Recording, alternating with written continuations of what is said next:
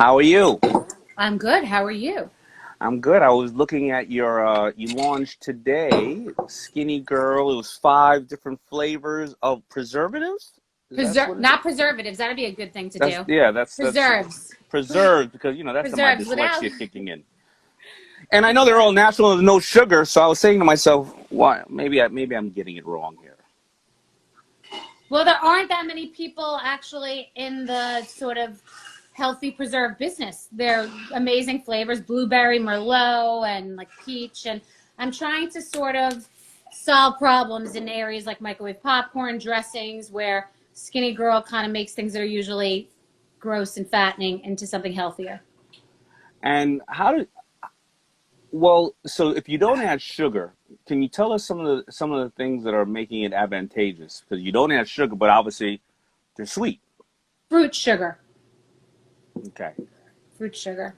And they're in Publix now, was it? They're in Publix. Yeah. Publix. And how come you decided to launch first in a retailer? Because we're going to get into some of these details in a retailer instead of going online and saying, well, I'm going to test out where my 80/20 is or the best profiles are. It's actually a good question and a good conversation because people still do like to go to the supermarket, I find. I'm tactile about my food. Anything I've ordered during the pandemic online, it's either in a quantity that I don't want, or it's like if I eat a peach, I want a sizable peach. I don't like a small peach, or I'm very specific about my food. And if you're specific about your food, you're still going to the market. I don't go often, but there are certain things that I like to look around and see. I do miss the supermarket experience. I never ever shopped for clothing in Right. stores, not for years. I'm an online girl for everything. Once you know your size, doesn't matter, shoes, bags. I don't like to transact, but I find a supermarket to be a great therapeutic place to wander. You know what I love about your brand? I just hopped in. I hopped in without giving you an intro because I just don't think you need an intro. And I think that obviously a lot of people know who we are collectively and you are from so many different areas. And I know that you were kind enough to give me an interview in my Power Shift book. But something I like about the brand, and when I just thought about the Publix thing, I was saying to myself, well, you already have a captivated customer who's going to go in there. But when you negotiated your brand, Skinny Girl, which you said in the book that you really didn't realize it was abnormal to say, well, I'm going to carve out these sections before Skinny Girl was necessarily proven, right? You said, I'm going to let you do this area, wine and spirits. I'm going to carve out these sections. But Skinny Girl reminded me of a FUBU. It's so, you just get it. And if I was walking through the store, even, me, little husky boy, if I saw Skinny Girl stuff there, I just get it. I It's know so that funny that you it's just said that. there. You're the first person who's ever just said it, except for my original cocktail partner. Because when I had, for any of your fans and viewers that don't know, I created the Skinny Girl Margarita initially, which was the first ever low-calorie, ready-to-drink cocktail. I didn't know what I didn't know. I didn't know the difference between licensing and equity. I remember being on the phone with my lawyer that may as well have been a veterinarian, and he said to me, because he wasn't a lawyer for this, and he said, you want licensing or equity? I said, what does that mean? He said, licensing means you start to take money now, but it's less. You don't have skin in the game, so it depends on how you feel about this. And I said, this is my ace in the hole, this idea. And I said, I want the other one, the equity, where I have the risk but all the reward. Right. And so it's important because a lot of people that watch you and watch Shark Tank probably feel intimidated, that they feel they have to be a business person. And the truth is, I'm a good business person because I have good instincts, but I'm not a good business person because I understood contracts or concepts. Because of a show like Shark Tank, people know a lot more, but I didn't understand anything. I just understood my gut. So I created the Skinny Girl cocktail. Nobody got it. Nobody wanted to do it. All the liquor companies, said, what are you trying to do? Come in here, because it's a very like sort of mafia type business where it's really hard to get shelf space and really hard to find your mark.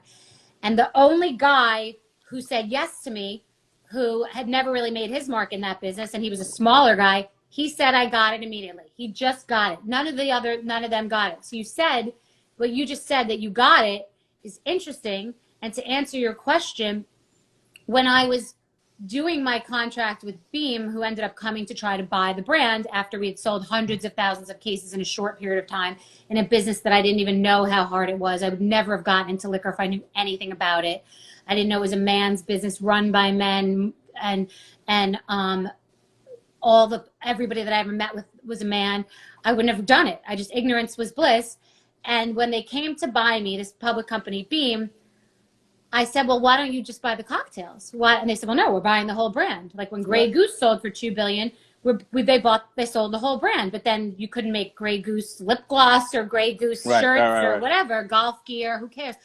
So I said, well, I don't understand. Any company who buys this brand is a liquor company. So the liquor company's not going to go make salad dressings or fruit preserves, which will be in Amazon soon also, by the way. I said, so why would you want it? They're like, well, that's never happened before. You don't just buy part of a brand. I'm like, well, then don't buy it. Then don't take it. And that was really a trust thing. They had to trust that I wasn't going to go into firearms in Skinnygirl. And I had to trust that they weren't going to put some bimbo on the Skinnygirl logo.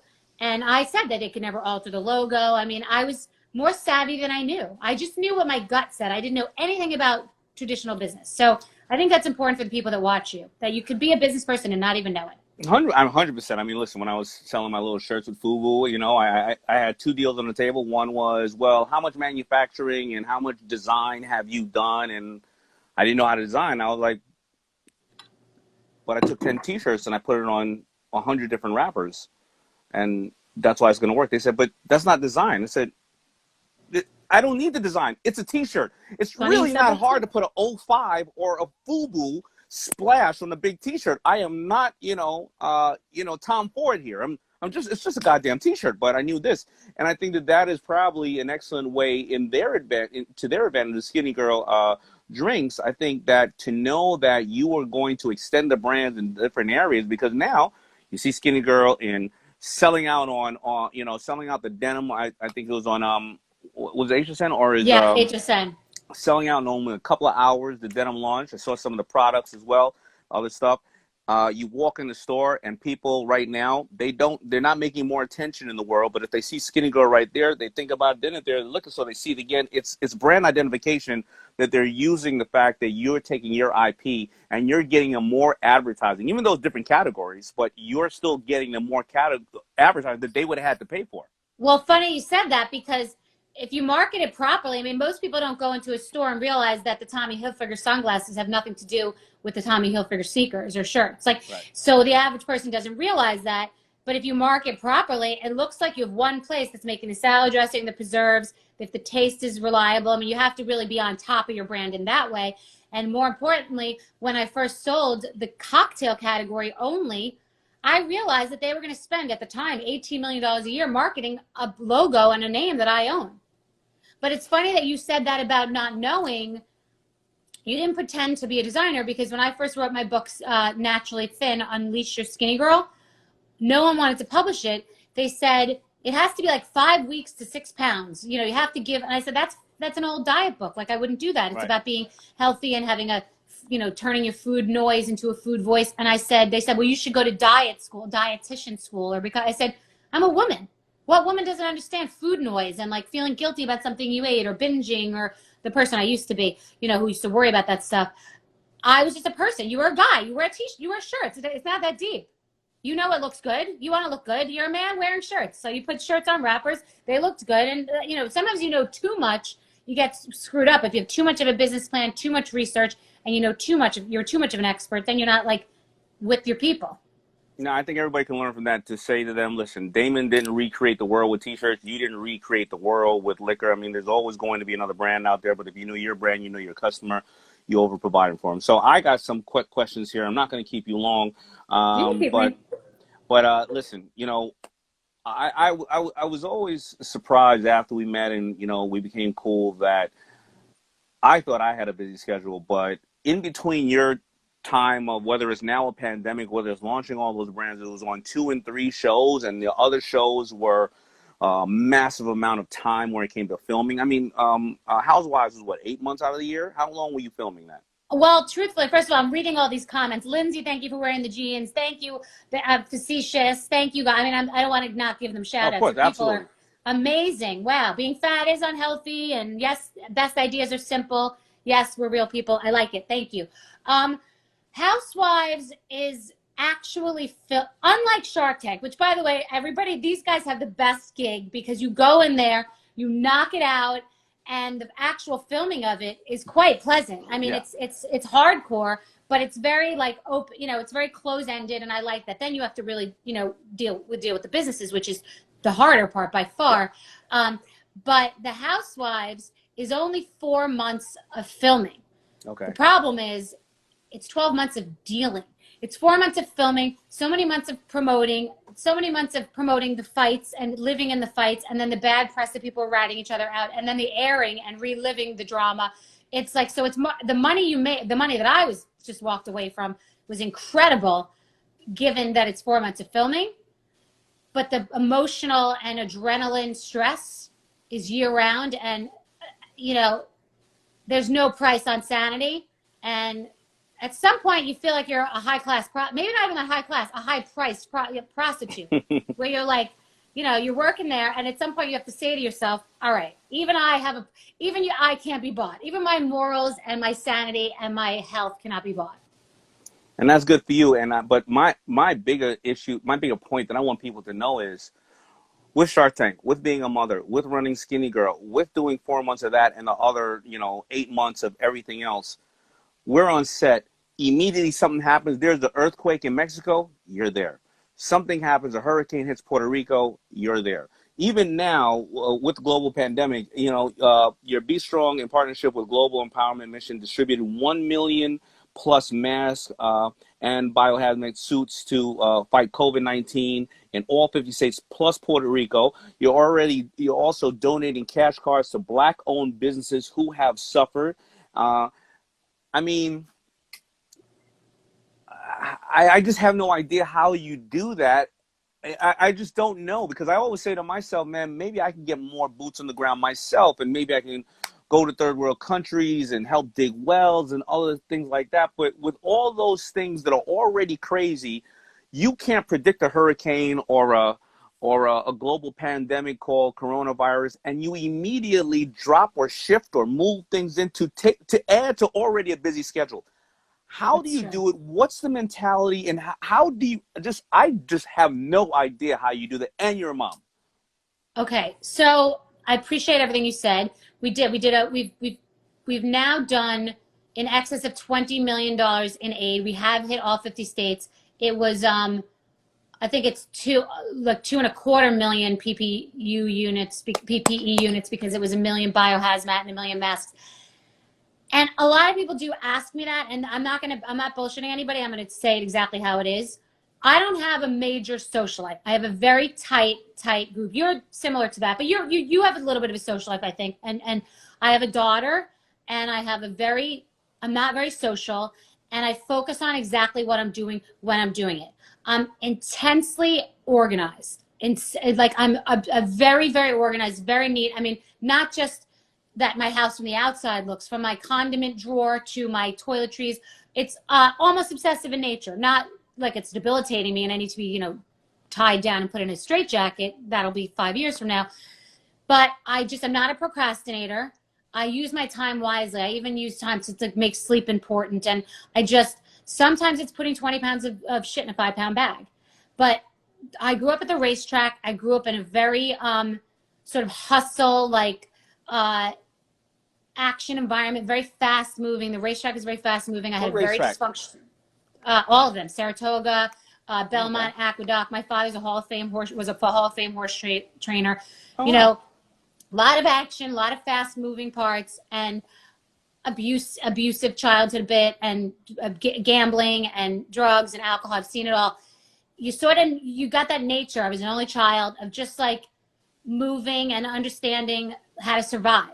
So I have that. It's just inside of you. I'm just a doer. I get things done. It's just what it is. And it's not like, and I know also though, I won't, someone right now, people are asking me to go do something in Ecuador and different places.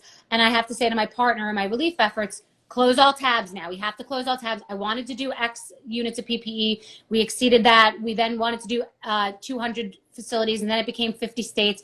But I know when I can see when I'm about to when I'm killing myself.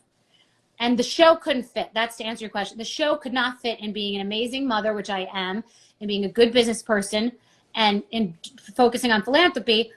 But I only want 6 buckets full. I don't want 500 businesses. I don't want to be ripping my hair out. I like to sleep. I like to have a cocktail. I want to be with my daughter every time I can. And I just use my time wisely. I can get more money. I can't get more time. Like, time is so important, and use it well. Not online shopping and gossiping and screwing around, and just, we can, burn time just to, even meditating is time, relaxing, just to be. So I get what I mean, and casually, I hope people are picking up on some of these things. I mean, there's a couple of things you said. Close all tabs. That means the job has been done and or cut off from here and move on. 6 buckets. You count your 6 buckets because you are just diligent about the amount of buckets. You start seeing it going up to 7 or 8 or 9. You say, I'm breaking my own system. Maybe I should go back to what works the best. I had no idea that you grew up in racetracks. I mean, listen, I grew up in Hollis, Queens, and there was you either, that's right in the middle of LaGuardia and Kennedy, or Belmont and Aqueduct, or Rikers. So you either shoveled shit or shoveled luggages, or you were visiting, or you were living at Rikers, one way or another. And most of my childhood friends have some form of family members who are hot trotters or trainers or anything like that, and or shoers, people who used to shoe the horses, and a lot of them didn't have any teeth. I was a hot walker. There you go. So I had no idea about that, and you do learn how to work hard, when you work at the track, and you learn the ethics, and you're around a lot of people, a lot of different cultures, a lot of different social classes, and you see a lot. You get a lot of experience. Damon. Yeah. Yeah. 100%. It's funny. I didn't know you knew. Yeah. I love these types of things because we're having conversations that are not the same conversations we're having otherwise. Like, we know each other, we speak, we've been out to dinner, but we don't talk. I love this kind of thing because we're having, I didn't know you knew that either. The racetrack is Downton Abbey. It's degenerates on the backside, and hot walking, for any of you asking, a hot walker, when the horses come off the track, they're really hot, and you have to give them a bath and cool them down and give them a 30-minute walk. This all happens at like 5 o'clock in the morning when I had to get up every day. And there's a joke when they say about a woman who looks a little tired, they say she's ridden hard and put away wet, meaning you didn't cool her down. You didn't cool her down for half an hour. But the racetrack, Vanderbilt's, Whitney's, people, the wealthiest on the front side of the track, sitting with the hats in the boxes, and on the back side, it's the grooms and the hot walkers and the guys sleeping. The guys sleeping at the track, and all the little old men gambling with their little paper rolled up right here, sticking in their back pocket, their hats, and it looks like a million of them all the way up. All the animals are on the back side of the track. Yeah. Live and human and horses. That is true. So I'm gonna just close out with one last thing. This is something that many people have been asking both of us, and I know that you're probably doing a million interviews. But today a lot of people are scared, and they don't know what they're going through and what they're gonna happen. And I'm telling people, find your why. Why are you getting up in the morning? Why did you ever go to that job? I understand there are a lot of people who cannot pay their bills right now, and that's a different why. The person who right now has to keep the day job to keep their lights on, they may be on the front line, or the person who's wondering about what they should do, what would you suggest are good little just everyday tipping points, tips for them to do to think about where they want to go in the future now that everybody's in trouble or everybody's confused? So I think there's something to be said about finding strength and surviving something and doing something and having to jump and then fly, because everything that amazing has ever happened to me has been something. When I had $8,000 to my name, including a rent that was about a quarter of that, going into the Housewives, everyone said not to do it. It'd be a train wreck, or people who would come on my talk show and say they couldn't leave their job because they have a 401k and they have the security. Right now, everybody's got to jump and got to figure out how to find their parachute. And it's scary, and it's easy for me in my nice house to say that, and it's easy for me having become successful, and I do not discount someone else's absolute pain and anguish. I really don't. I can't feel it myself right now. I'm not going to pretend I can. But the feeling at any socioeconomic level, whether it's leaving a relationship or leaving a job or being poor or having, I used to sell items of mine, sell clothes to pay my rent. There's something to be said for that feeling that you are being given a gift right now. You've got to try to pivot and find your way. If you can't get in the door, find your way in the window and see if you could do it, because you have no choice now. The world is upside down. If you had the red roulette chip on the tables and you were in homeschooling, you did well. If you were in commercial real estate, or you had a job at a restaurant, you're screwed. Like, there's no rhyme or reason. Everybody understands, and you can be humble and honest about it. And people want to give people opportunities and are trying to come together and help each other. So find that place.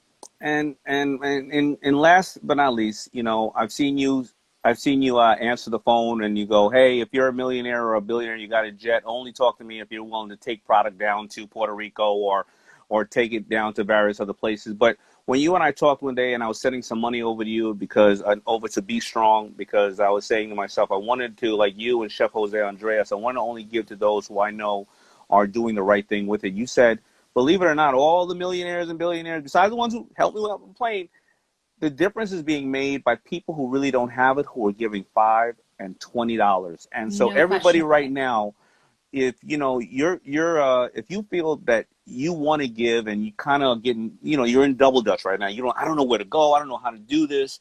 But if you just got $5 or $20, they go to Bstrong. Please tell me, where do they go so they can just donate? Because I know that you are truly giving this to everybody that deserves or who needs it, who are in pain, and any one of us can be there tomorrow.